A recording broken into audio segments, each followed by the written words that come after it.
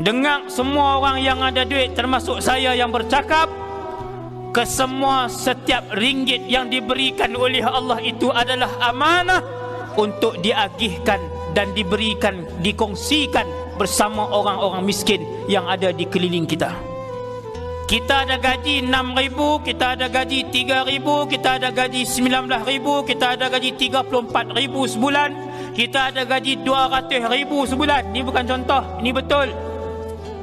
Yang bergaji 400,000 sebulan, yang gaji 800,000 sebulan, ini bukan contoh, ini betul. Yang bergaji 1 juta sebulan, yang berpendapatan 2 juta sebulan, ketahuilah duit itu bukan milik kamu. Allah parking di dalam poket kamu untuk melihat apakah kamu keluarkan ataupun kamu guna untuk diri kamu sahaja. Ini saya bagi tahu supaya nanti saya tidak disoal oleh Allah.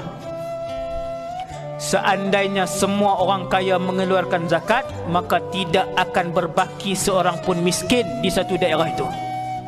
Ini kaedah, bukan hadis, tapi kaedah yang ulama ambil daripada hadis Nabi.